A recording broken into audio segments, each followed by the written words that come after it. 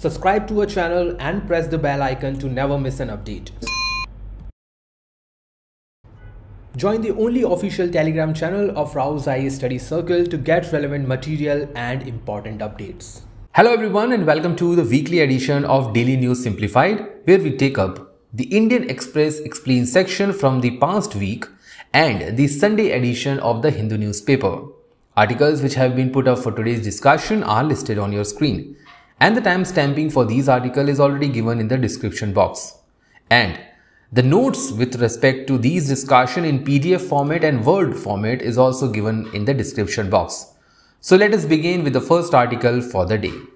Now, before starting today's discussion, here are some of the pointers that we are going to discuss. After the entire discussion of today's DNS, you will be in a position to identify whether these pointers given on your screen are correct or not. You can pause the video right now and you can go through these statements, and after watching the entire DNS, right before the question of the day, we are going to discuss whether these statements are correct or not. Let us start with the first article for the day. This article is part of Indian Express Explains section and was published on 25th of July. The article talks about the current status of India's foreign exchange, why it is the reason that India still have a very high foreign exchange despite going through the large trade deficit, and why in the past few months we have observed the falling foreign exchange. Now, the context says that India's foreign exchange has fallen almost by $70 billion in the last 10 months. The first and the foremost reason being simple, that India's instance towards the external trade has reduced. So India's import has been rising given the kind of depreciation of Indian rupee we are observing. Apart from this, India is also going through the high outflow of foreign investment from the Indian capital market. Now, the questions which are put up in the article were that how India has accumulated its foreign exchange, that is, despite the trade deficit for so long, why India still have a high foreign exchange reserve, and why there is a sudden fall in the foreign exchange. As far as syllabus mapping is concerned, so this topic is important under the prelim examination where concepts related to the currency and balance of payment can be asked.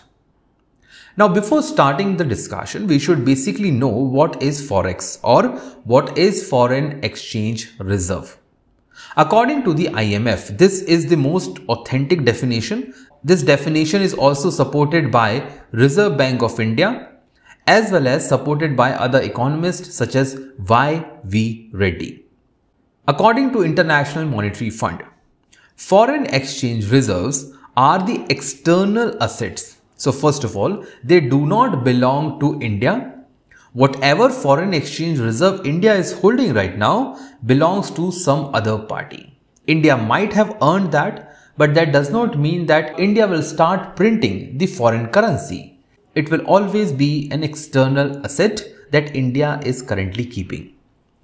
The purpose is that they should be available readily. So whenever a government required to make payment for any purposes or for controlling the monetary status in the economy, the foreign exchange should be readily available. This exchange is also used by the monetary authorities to control the monetary market, for direct financing of the external payment imbalances, which simply means that if there is an excess of import over export, India will have to pay that imbalances. So import over export simply means that there is an imbalance, and when there is an imbalance, government have to fill up the deficit. Now, government cannot pay Indian rupees to each and every exporting partner. So government have to fill this imbalance with the kind of reserve it has in the foreign exchange account. So let me revise this again. As per IMF, Forex are the external assets that are readily available to and controlled by monetary authorities for direct financing of external payment imbalances.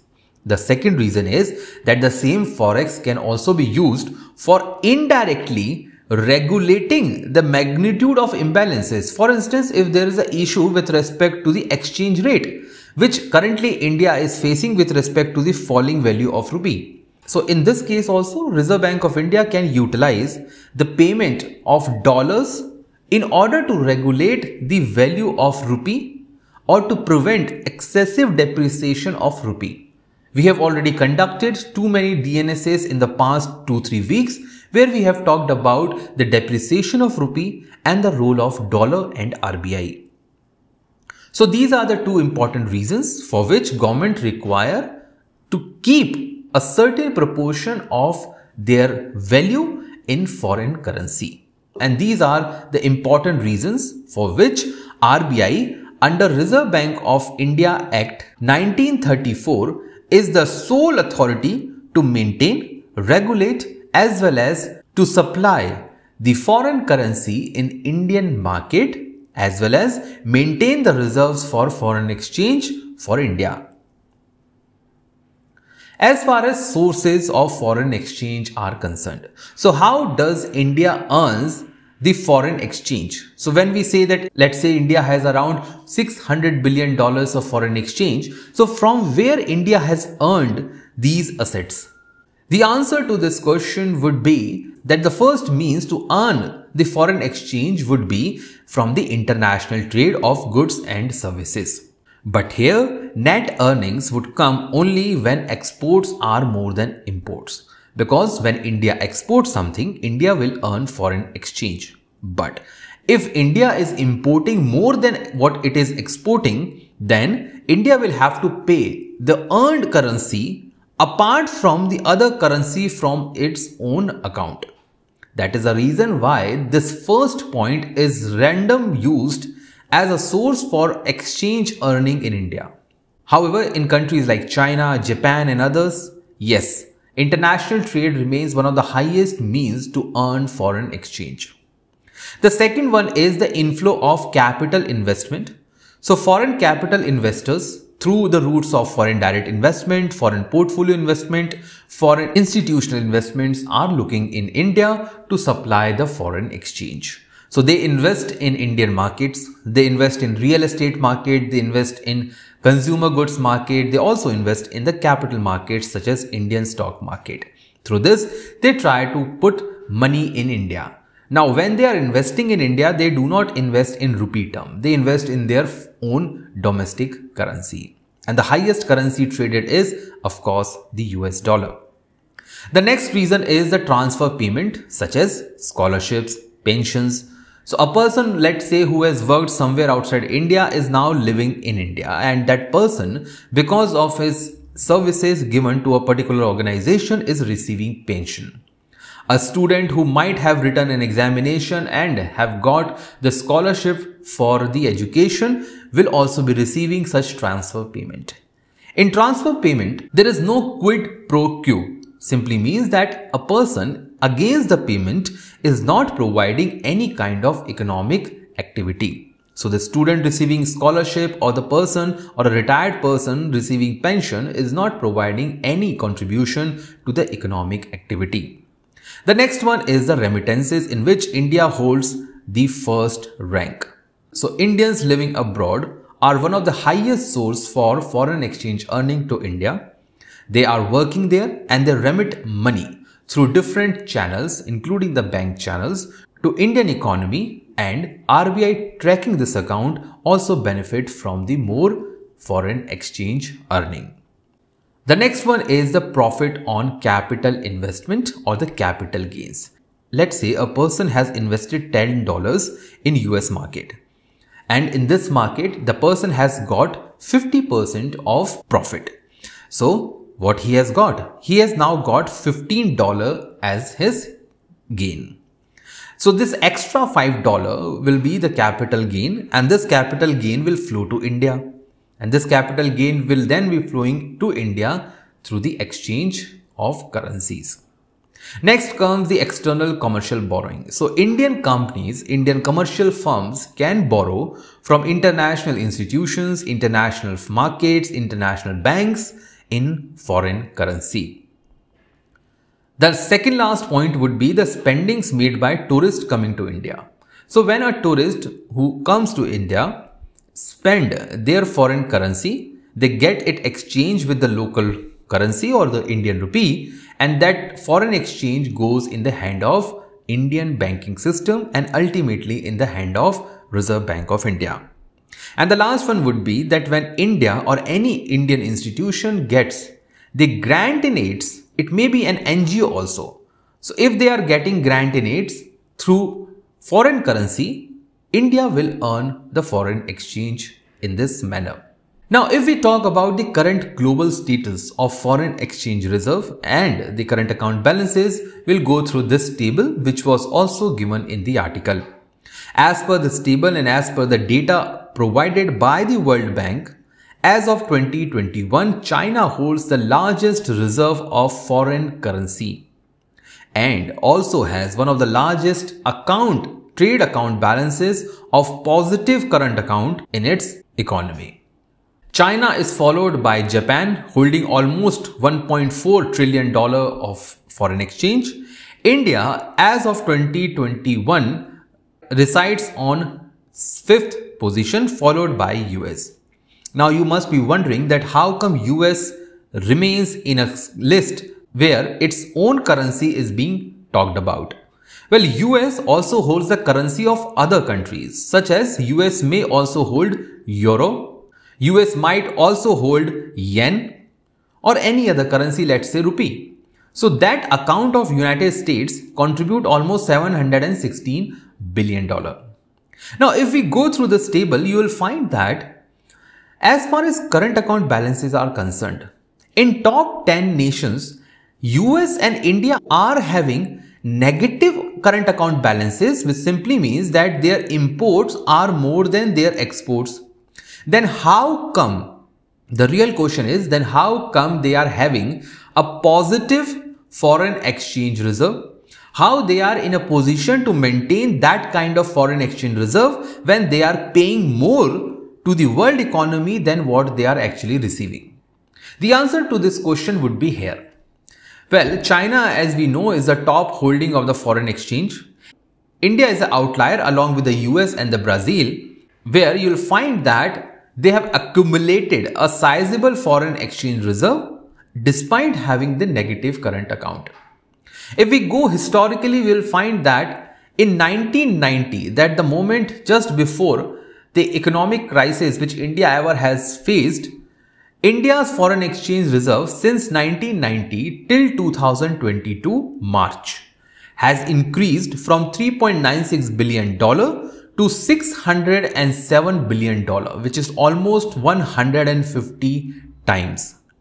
But despite this, India is a country which has just received just once in the last 11 years a surplus on its current account. So both these points proves like a paradox, that despite having current account deficits for so long, how come India is having such a high degree of foreign exchange reserve? The answer would be this. Despite the high deficit, this high deficit was offset by the net surplus of $968 billion in the last 10 years. So this is for 10 years cumulative. India has a surplus of $968 billion in the invisibles.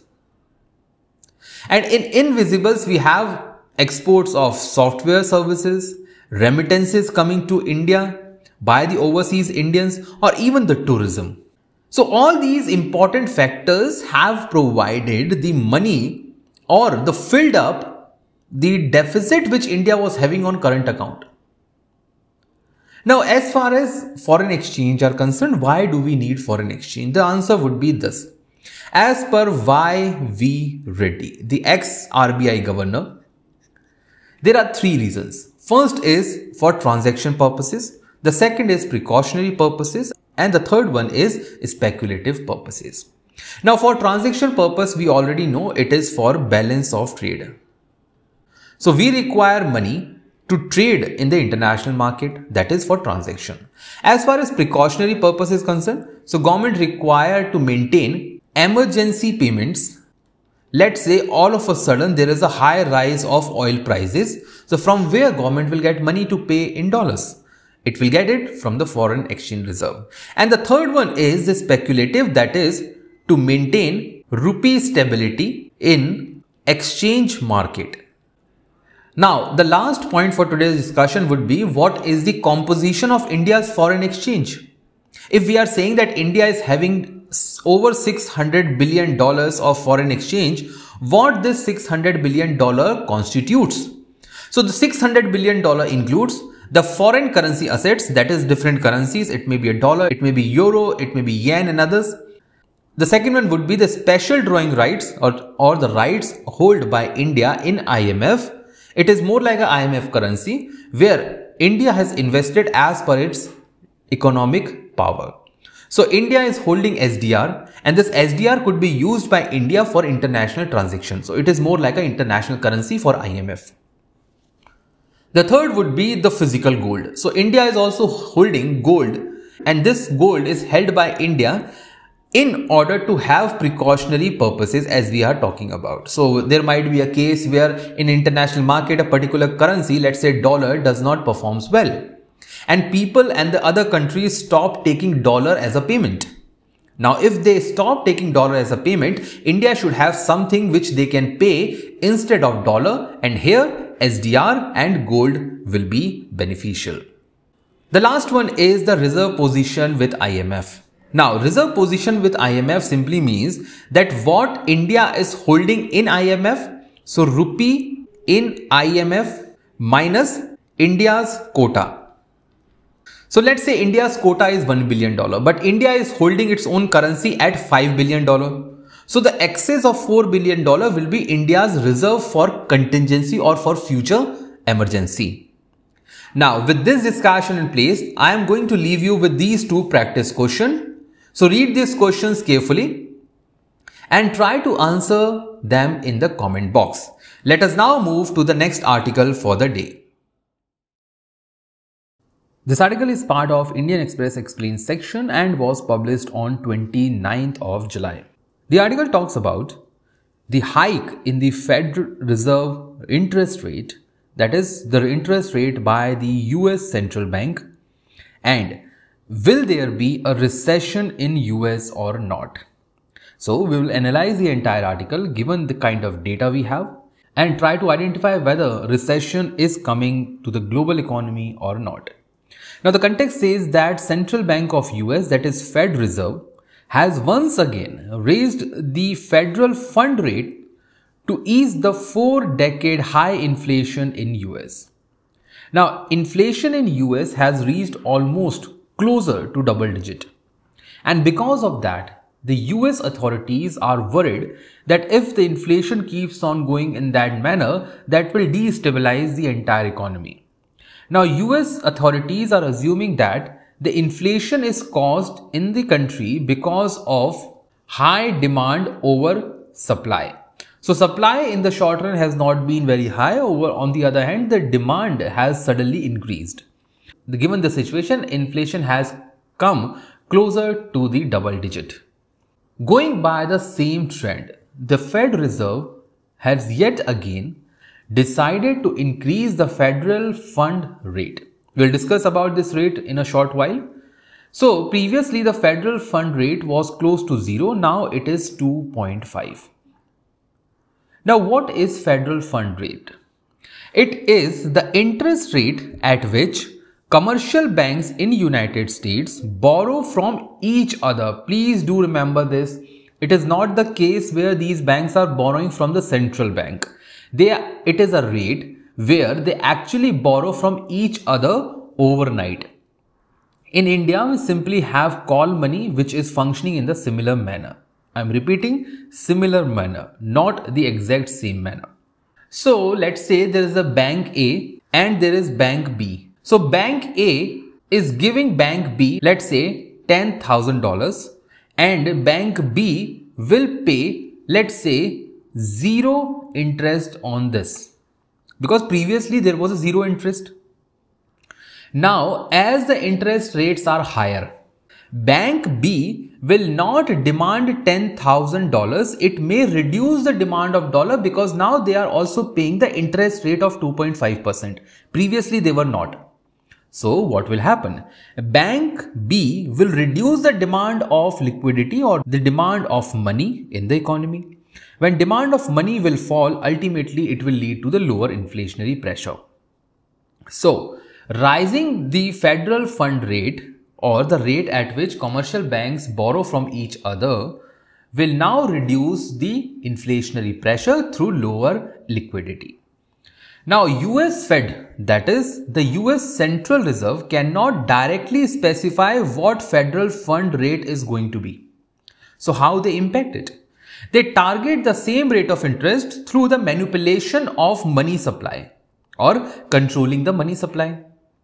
When they lower down the money supply in the economy, this will result to the higher interest rate. That is what we are observing right now at 2.5%. When they increase the supply of money, this will lead to the lower rate of interest. Now, how this happens, please understand through this following diagram. On this diagram, we have two different graphs. The one graph is increasing money supply, and the second shows decreasing money supply. So the curves which you are seeing with respect to S1 and S2 are the supply curve of money and they are vertically straight. Let's say today there is a supply of $1,000 in the economy. So this is $1,000 and this supply is controlled by the central bank. On the other side, we have demand of money, which is represented by curve D.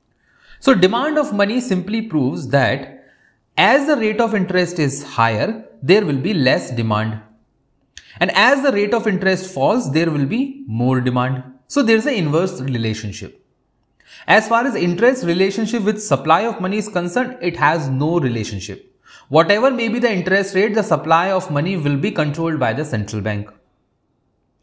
So when central bank increase the supply of money, let's say from $1,000 to $2,000, given the same demand curve of money, we will move from point A to point B on this curve. When we move from point A to point B, you will see that there is fall in the rate of interest. Now coming back to the previous argument, what we say, if we increase the supply of money, that is high supply of money, the lower interest rate would be observed. The same we are observing here. When supply of money is increased, there is low interest rate given the demand of money. The inverse case is seen when we move from, let's say, $1,000 of supply money to, let's say, $500 of supply of money. In this case, there will be a rise in interest rate. And this is what Fed Reserve has done. So in this case, when interest rate is rising, it will reduce the transaction or the borrowings between the commercial banks and ultimately lead to the lower inflationary pressure. Now let us understand the same through this flowchart. When there is low money supply, there will be higher interest rate that we have talked about at 2.5%. Higher interest rate will discourage the banks to borrow. Higher interest rate will also discourage the lower savings. So people will start save more. When you are getting more interest rate in a bank, you will save more, you will spend less. You will save more and people who are borrowing will borrow less. So the amount of loans in the economy will reduce and the amount of saving will rise. When saving is there and people are not ready to spend money, it will lead to the fall in liquidity in the market. So there is less cash available. When there is less cash available, people are not spending it. People are not taking loans. What will happen? There will be low demand in the economy. So there are less number of people who are buying cars. There are less number of people who are spending through the credit card. There are less number of people who are buying the real estate. So there will be low demand. Low demand will ultimately lead to low inflation. And this will finally lead to the higher economic stability, which is aim in US right now. The article also says that there might be a recession in US. Then how should we conclude that the same flow chart will lead to an inflationary pressure? And what will be the impact on the global economy? If we expand this flow chart, we'll find that it might lead to recession also. So we have talked about that lower money supply would ultimately lead to the higher economic stability with low inflation. But if US government and Fed Reserve goes to the extreme end to continuously increase the interest rate, it will reduce down the demand. When demand is low, it will ultimately lead to the lower supply of goods and services. Factories will shut down. When factories will shut down, there will be higher unemployment, and ultimately economy will lead towards the lower growth. So always remember this. There is a confusion between inflation and growth. So whenever the central bank targets the controlling inflation, they have to compromise with the growth, and the same is being done in United States. The same is practiced in India also. So whenever RBI tries to control the inflation, we have the lower growth potential. So what has happened? After consecutive increase in the interest rate, US is now landing in the situation of recession. What is recession? Recession simply means when the economy contracts, reduces in its size for 2 consecutive quarters. That is 3 months into 2 in a year. Successive quarter simply means first 3 months and next 3 months, the economy will achieve the negative growth rate. So now question is US economy under recession? The answer would be yes. According to the data which was published yesterday, US economy has registered negative 0.9% of its GDP growth in quarter 2, and it has followed the previous negative 1.6 growth in first quarter. It simply means that yes, US economy is now going into the recession. The good sign is that negative growth has reduced from 1.6 to 0.9. It might be 0.25 or maybe 0 in the next quarter. Now all these economic terms, process are important for you to understand in the prelim examination. The situation which has been there in the US is known as hard landing of the economy. Hard landing of the economy simply means when the rise of interest rate leads to the recession, it is the hard landing. But when rise of interest rate does not lead to recession, there is a soft landing of the economy. With this discussion, please let us now move to the next article for the day. This article of the Indian Express Explained section appeared on 27th of July and talks about the greeting which was used by the newly elected 15th President of India, Draupadi Murmu. She used the term Johar, and Johar is a tribal term used to greet or to salute and welcome people. Johar. Now as far as this examination is concerned, so UPSC in the prelim examination has already asked questions with respect to Phanam. They have already asked questions with respect to other local or regional terms. So if Johar is used as a tribal symbol by the President of India, you should have basic understanding of this. So the basic meaning of Johar is salutation and welcome. Many tribal communities in part of Jharkhand, Chhattisgarh and even Odisha to welcome the guest or to just welcome their important family or friends. It can also be used as a synonym to what we say Namaskar in Hindi language. Do not get confused with the term Johar with that of Johar. Johar is a historical term which simply means the self-immolation of women when their empire was attacked by foreign rulers. So do not get confused Johar with Johar. With the discussion, please let us now move to the next article for the day. This article of the Hindu newspaper appeared on page first as an image, and under the image it was written that Prime Minister Narendra Modi has virtually inaugurated a floating 100 megawatt solar power panel on a water body, and this will be commissioned by National Thermal Power Corporation located on the balancing reservoir situated in Ramagudam in the state of Telangana. It is located in the southern part of river Godavari. If we go through the map, as you can see on the right side, this is the location of this power plant, and it is a floating power plant, hence it is located on a particular lake. In the similar manner, in the past, NTPC has declared other floating solar power plants such as one in Kayamkulam located in Kerala, the other one in Simhadri in Andhra Pradesh. So these places could be asked with respect to match the following in the prelim examination. As far as syllabus is concerned, so this is of course important for your prelim examination, but this could possibly be asked as a question or a potential question for pros and cons or benefits or limitations with respect to the floating solar power plant in India. So considering the same situation, we are going to discuss the benefits and the limitations and what could be the possible way forward for the floating solar power plants in India. And after the entire discussion, you will be in a position to answer this mains practice question as well as answer this prelims practice MCQ. So what are the basic features of floating solar power plant? The first one is that this power plant is a floating system on a particular lake,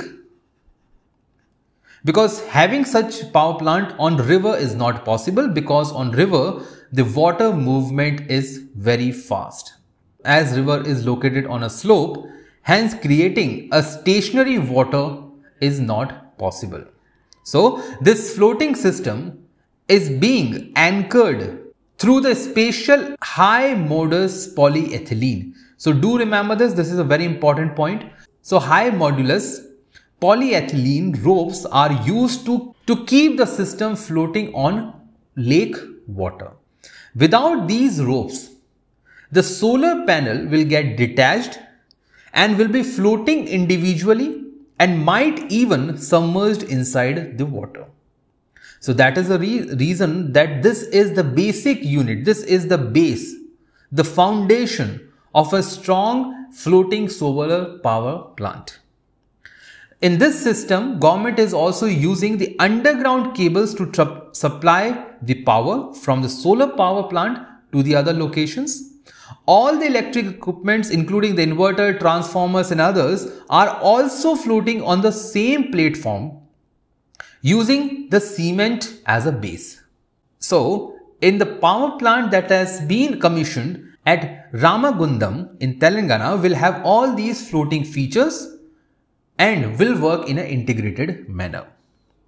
Now let's come to the benefits. What are the possible benefits and why should government adopt the floating solar power plant in India?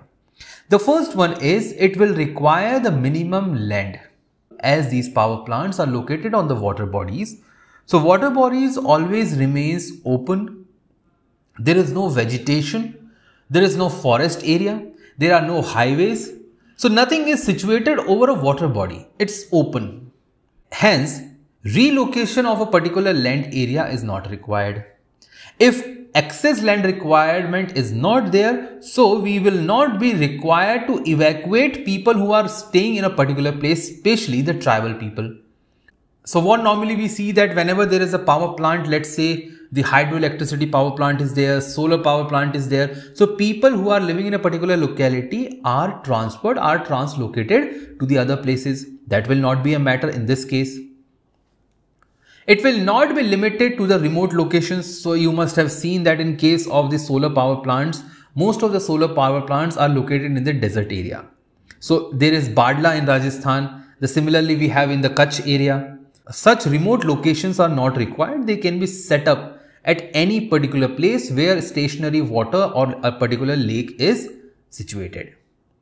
It can be set up at infinite places. So whether you talk about Kashmir, whether you talk about Uttarakhand, you talk about Rajasthan, or you talk about Tamil Nadu, it can be located at any place and they can be easily decentralized also. Because of the presence of solar power panels over the surface of water, there is less evaporation.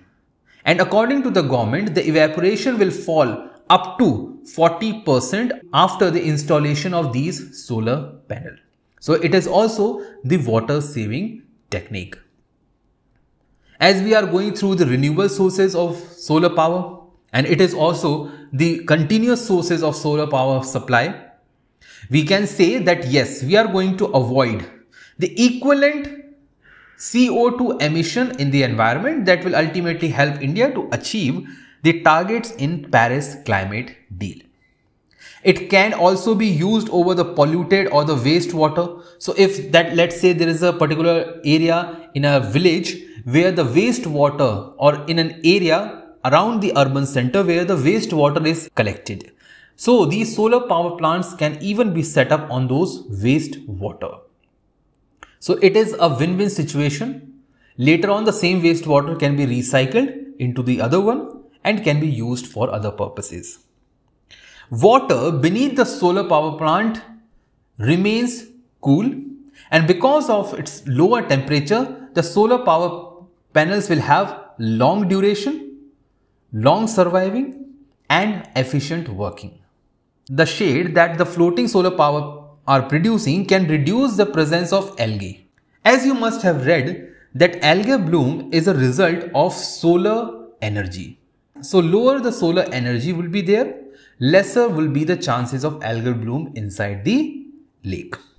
The next one would be that being on the water, there is a less dust pollution. So dust pollution is mostly seen in the case of Western Rajasthan solar power plant, where they require the installation of machinery, separate manpower. So it will reduce the maintenance of these solar panels. And lastly, it can easily be decentralized. So even at a small village level, such kind of power plants can be established to make the village as power sufficient. But it also comes with certain limitations. The first limitation is that there is a requirement to maintain the water level.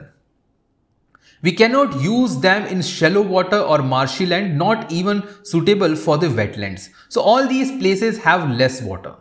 We cannot create such power plants in a place where the water might get depleted in a year or two, or where there is evaporation is very high.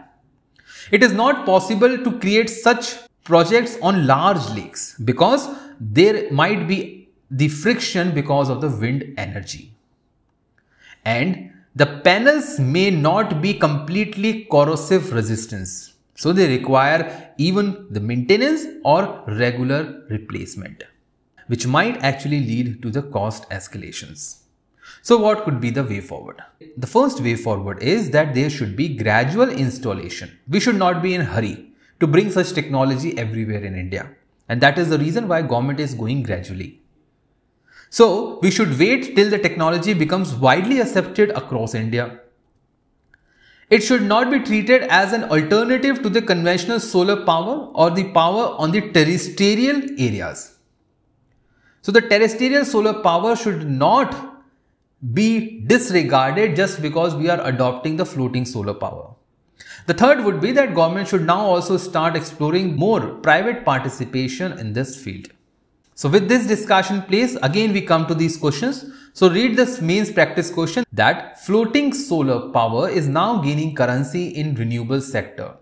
Identify major benefits and also enumerate certain limitation. In the conclusion, you can also write the possible way forwards. With this discussion place, let us now move to the next article for the day. This article of the Hindu newspaper appeared on page 9 and talks about the recent proposal given by the central government to change the rules on e-waste collections. This might create threat to the jobs of those people who are involved in extended producer responsibility and their respective organizations, and may also create hurdles for the collection network of e-waste in India. So today, from the perspective of UPSC's examination, under which E-waste is important for your General Studies Paper 3 under the heading of Ecology and Environment.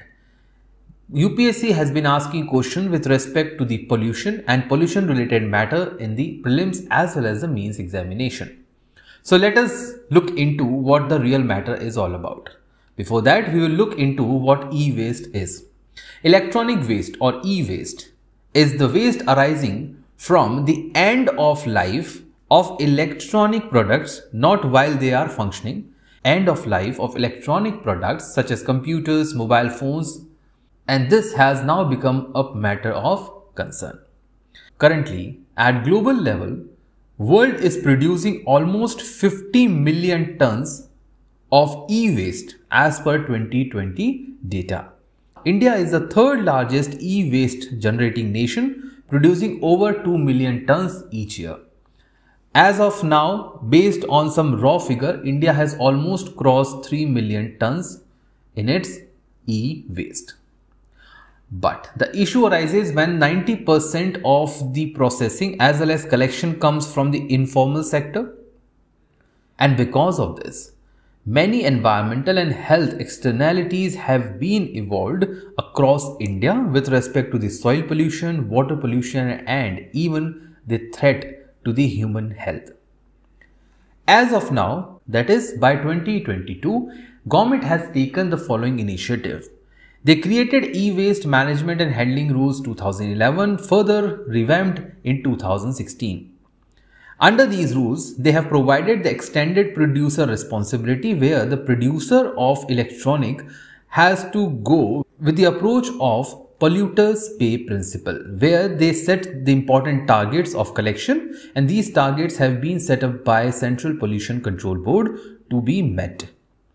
They are also focusing on boosting the formal e-waste recycling industry through licensing process. So they are offering licenses for important organizations to collect these e-waste. Government has also developed the online mass balance system to monitor the flow of e-waste across India. It simply means the cradle to grave approach, from where the electronic was created and how it has ultimately ended in its life. Government is also looking towards creating a national inventory for the data collection. And lastly, they have also started the facilitation of producers responsibility organizations or PROs. These PROs are responsible for collecting the e-waste and their organized dismantling. The article which was given in the newspaper is with respect to the PROs and the issue of getting them de-recognized. Now, what is the important point? As far as benefits of PROs are concerned, well, they are providing the legal manner functioning. They have their licenses, and because of their recognition, they are providing and working in a legal manner.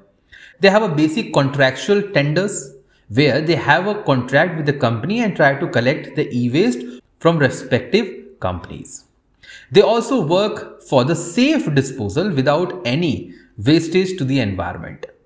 And they are also spreading the basic consumer awareness among the people with respect to the e-waste. However, there are certain limitations. The first one is that there are only 74 PROs which are registered in India, which is actually a very small number considering India to be the third largest e-waste generating nation. And as per the CPCB, only 22% of India's total e-waste is actually recycled. So the rest 78% goes in the informal unorganized sector, leading to the issues of environmental pollution and human health. So what does government have to say and what was actually mentioned in the article?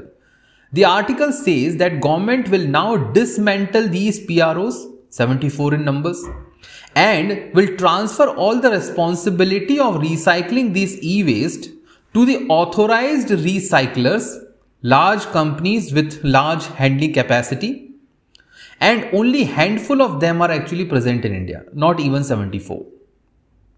Apart from this, government has also increased the number of e-waste categories from 21 to 95, which is a good sign. The recyclers who are now being authorized will source the quantity of waste, recycle them, and generate the electronic certificates. So all these new authorized recyclers will generate these certificates. Companies will then buy these certificates and pay the price to these recyclers. So it will be like a commercial agreement now. Company will pay as they are creating the electronic devices and ultimately leading to the pollution. So company, in order to compensate for the pollution, will pay for these certificates, and these certificates will be generated by authorized recyclers. So this is what this article have to say. Now, why government has brought such rules? The first reason is that most of the technologies used by PROs are hazardous techniques, and this actually creates issues for the e-waste. Government also have a large number of child labor being employed in the informal sector. Here, PROs are not the concern. Then comes the high degree of informality. Illegal works are also taking place. So there is the illegal theft of important metals which are going in the black market. All these are in the informal sector. Unorganized techniques are used which also contaminate the soil and aggregates the plastic pollution. There is no record keeping of the dismantled items among the informal sector.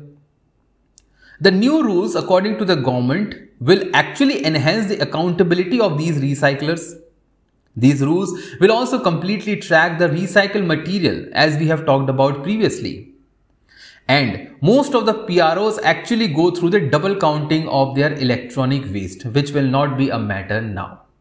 But after the rules and their rolling out, there might be a loss of employment to almost 25 to 30,000 people in the country. And the number of recyclers or the authorized recyclers that government is assuming are extremely low. Low number of recycle will backfire government's target to achieve the complete recycling of e-waste. So the current status of 22% of the e-waste being recycled might also come down to 15% or even to 10%. With this discussion, please let us now move to the next article for the day.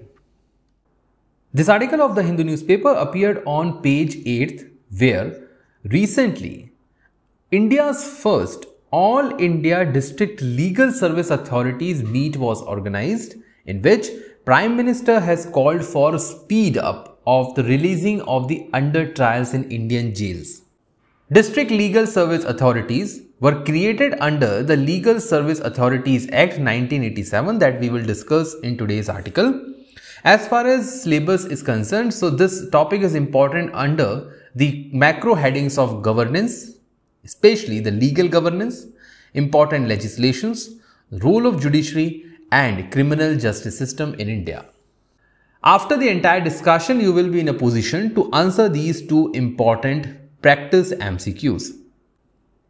Now let's start discussing about the under trial. Who is an under trial person or who is an under trial prisoner?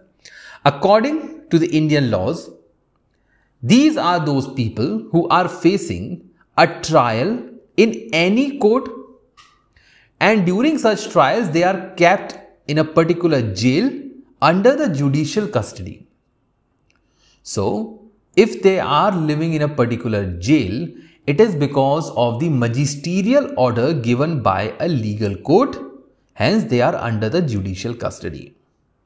According to the report published by National Crime Record Bureau 2020 and the report titled as Prison Statistics India Report, 76% of prisoner inmates in India are under trial. That is, they are still not been declared guilty or they have not been convicted for any crime. They are under trial, that is, they are under the judicial custody and their case is still running in a court. Over last 1 year, it has seen an increase of 11%. As per the same report, the highest number of under trial inmates are living in the district jails, followed by central jails and sub jails. The point is why there is an issue with respect to the under trial people. The issue is with respect to the criminal jurisprudence. According to the criminal jurisprudence, an accused, unless proved guilty, cannot be considered as criminal. But in India, when a person is taken under the judicial custody in a particular jail, that person is treated to be a criminal by the society, and that person loses all his socio-cultural identity with the tarnish of his social image. Under trials are subjected to the psychological and physical deprivation in a jail life. They are significantly affected by the socio-economic standing. They will lose their job, they will lose their economic independence, and they will also get poor accessibility to the legal aid in India. That is the reason why government has created a separate provision of District Legal Service Authority. This legal authority was created by the central government through the Legal Service Act 1987, and this service authority will be created by the state government in consultation with the Chief Justice of the concerned High Court, and this authority will be created at every district. The composition of the authority will be as follows. The composition will include the district judge, who will be the head of the District Legal Service Authority. There will be other nominated members who will have the experience and qualification in terms of legal field, and state authority may also, in consultation with the chairman, that is the district judge, may appoint a person to exercise such powers which are allocated to this authority. Now, as far as functions of this district authority is concerned, this authority performs the functions which are delegated to it by the state government. The most important function is to coordinate the activities of Taluk Legal Service Committees and other legal services in the district, and also organize the Lok Adalat within the district area. Now, apart from this important function of District Legal Service Authority, the same organization is also important to go for the Under Trial Review Committee. This committee is headed by the district session judge in all the districts of a particular state. They will look into the issues of under trials and will have a composition of judicial officers and the representation from district administration, probation, police and prisoner department. They will frequently visit the jail. So this committee will visit the jail to conduct the review of how the under trials are living, or whether they are not required to live in a particular jail, and also guarantee the free trial rights enshrined in the constitution given to these under trials. Now, as per the article which was mentioned in the newspaper, Chief Justice of India has called to establish the project democracy and said that project democracy is not be possible if we do not provide the participation to all the people. And if all the people are not participating, we will not have the social emancipation in India. So, they should be provided access to justice. Simply means under trials in India should be provided access to justice, and in this case, the District Legal Service Authority should play the pivotal role. Now let us talk about the basics of Legal Service Authority Act 1987.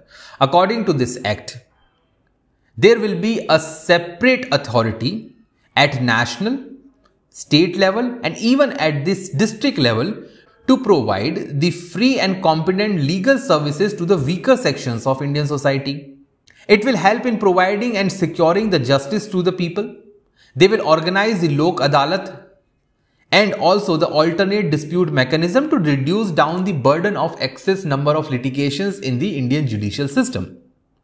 They will also minimize the load on the regular courts, and it also provides the formation of Supreme Court Legal Service Committee and the same committee at High Court level and even at the Taluk level.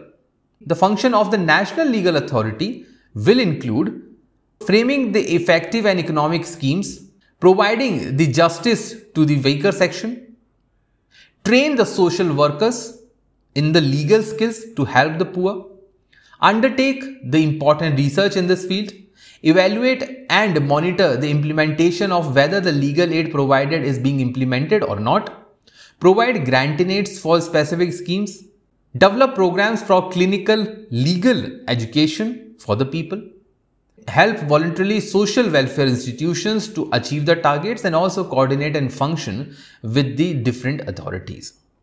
The bottom line is that National Legal Service Authority or District Legal Service Authority or even the State Legal Service Authority are more or less achieving two important things. First, to provide free legal aid to the weaker section, and second, to organize Lok Adalat for early resolution of important cases so that they can reduce the burden on conventional courts.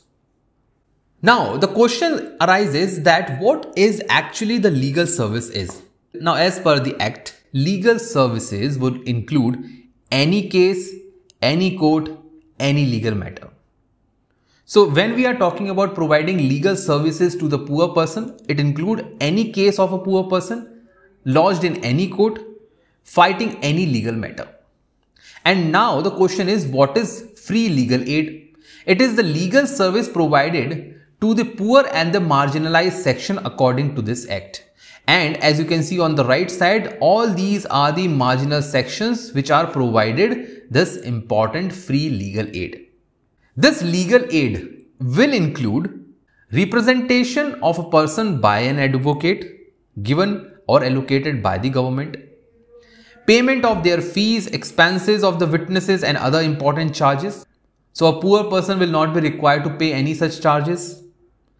The advocate will prepare for pleading, memos, paper book, printing, translation, everything on the behalf of the poor person. They will also draft the legal documents, special leave petitions and others, and also certified copy of the judgment will be given to the poor person. So more or less, if a person who is poor or belongs to a marginalized section as listed on the right side, that person will be provided each and every possible help in person or in terms of economic benefits so that that person can get the legal aid and justice from the government side. Now, after this entire discussion and the relevance of providing the free legal aid to Indian under trials, we come to these important questions that we have provided to you. So you can read this question, pause the video and try to solve them and do comment in the comment box. Now with this discussion place, now we come to the correct, incorrect arguments in today's discussion. Now let's discuss these statements and arguments one after the other. The first statement is spending by foreign tourists in India and remittances received by Indians are part of foreign exchange. Yes or no? The answer to this question would be correct. So this statement is absolutely correct. Yes, these payments actually contribute to India's foreign exchange earning. The second one is India's foreign exchange reserve is larger than its current account deficit. This statement is also correct because India's current account deficit is between 150 to 250 billion dollar. On the other hand, India's foreign exchange reserve is above 600 billion dollar. The next statement is higher federal fund rate, which is also decided in the US, means higher supply of money. The answer would be no. It is not the high supply of money. It is low supply of money. So this statement would be incorrect. Then we come to the next one, which is the higher interest rate in economy will create the situation of economic boom. The answer would be incorrect. Higher interest rate actually reduces the demand in the economy, which actually sometimes leave the economy in the phase of recession, the one which we are seeing in the case of US right now. India's largest floating solar power plant is in Telangana, situated on the balancing reservoir. This statement is absolutely correct. This could even be asked by the UPSC. Johar is a historical term denoting the self-immolation by women to avoid enemies' capture. The answer would be incorrect because this is not the correct answer. Johar means the greeting by the tribal people in India, and Johar is the one which denotes the self-immolation. India is the second largest e-waste producer after China in the world. This statement is incorrect. India is the third largest after China and US. The last statement says that economic condition is not the criteria for determination of field legal aid in India. This statement is also incorrect because a poor person will be provided free legal aid and his level of poverty is determined with the economic condition of his family. With this discussion in place, now we come to the last part of today's Daily News Simplify, that is question of the day.